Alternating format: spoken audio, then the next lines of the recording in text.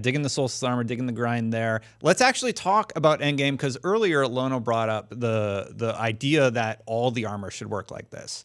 So as a concept, we have guest Lono on today, and you wanted to talk about how this could work globally across the board, or at least for premier events. Why don't you describe what your ideal armor set would be like within Destiny 2?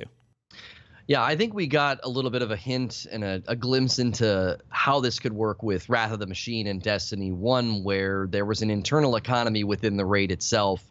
The fragments could be used to re-roll the armor, and they actually dropped beyond your first 3 runs of the week. So it was kind of an incentive to continue running the raid even after you had your armor pieces and had your loot drop.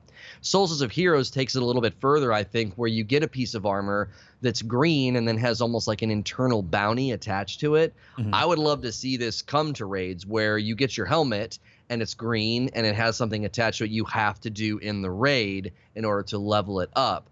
This adds, I think, some life to the people that want to run a raid beyond those first 3 runs each week. You know, they run it on each character, and maybe they like helping people in the community, and maybe they have friends that need help, and now they're actually continuing to get something while they're raiding, even though their loot drops are done for the week. I love that about Wrath, and I think this would be a great way to extend that grind and the life of endgame content, especially if it was something, you know, like tied to the raid that would take you a while. You wouldn't want to obviously be able to burn through this too quickly.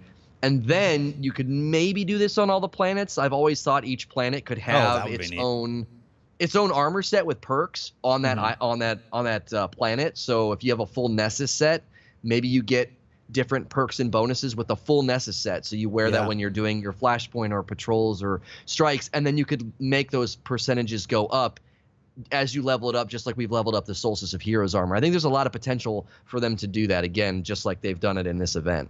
Can we have a moment of silence for unique armor perks? Because that was something that I used to really love, like the various things that you would get as bonuses to your armor sets. That was one thing I really liked. And you bring up Wrath of the Machine. You want to know what else Wrath of the Machine did?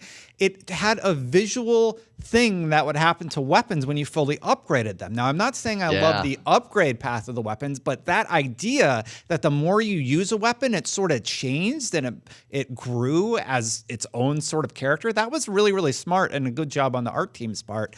I really like your concept of having a unique armor set for the various events, and I think it would be really cool. Are there, like, imagine if a Trials of the 9 set was upgradable over time from the more that you played it. I don't know if objectives will work for Trials. They would have to be like just win games or something fairly simple. Because if it's like win games with SMGs, that's going to be tough in a mode like Trials. But what would you think about that for something in PvP? Yeah, I mean, Steve and I have talked about this often. We always joke that even right now for some of the design things that they've done, the percentage thing is always weird. Like, why is it a percentage? I want to know 0 out of 50 or 100 or whatever. Like, just eliminate the percentage. Tell me how many kills or how many things I need to do. But yeah, and that falls in line more with like Taken King with the quest style stuff. Like, I love doing those kind of bounties at Shaxx and the Quartermaster. Those were PvP related bounties that allowed you to do various different things, and then you'd maybe get, what was the one that we're always going up to Shaxx to try to get? The sniper. It was the 1,000-yard stare. 1,000-yard stare in Destiny in year 2, and then what was the next one in year 3? What was the icebreaker? Are you talking about? Longbow synthesis. Oh, okay. Yeah, when you were trading in your XP. So those are things that, if they have something like that where you know you're trying to get like an IS Luna, you're trying to get a longbow synthesis or something. Yeah, if they have any kind of thing dedicated in that way, the way that we do for PvE, I would love that in PvP.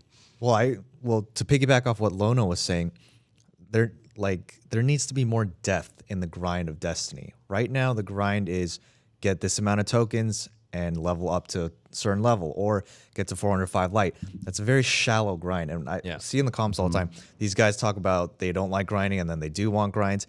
We want a good grind that's very deep. Like Lono was saying, different planet grinds, different like Trials grinds, stuff like that. That's the grind we want. We don't want to go get Renown 5, do a Lost Sector, get like 5,000 tokens. We don't want to collect spin metal. We don't want to collect helium That's filaments. not a deep grind. We want a deep grind, and I think this is the first step. I wish, like Lono said, the Wrath grind, perfect. You can do them over and over again and get those materials. I forgot what they were called, like fragments. Yeah, I forgot what they were called. You remember, Lono? They were Siva fragments. Yeah, Steel Steve fragments. There it is. Yeah. That's like that's a deep grind. Like Yeah. it needs more of that. It's interesting, and it incentivizes you to replay certain specific events. Like imagine if they had Exactly. something like that within every one of the strikes. There's like hidden locations for a collectible thing that then you use to upgrade your strike set, for Yeah. example. There's a lot that they could do here with their current economy system that they haven't fully realized, I don't think. Be sure to subscribe to our channel for more Destiny coverage. I'll even have Zerg give you exactly what you wanted if you do. Apparently I can't do that. You should still subscribe.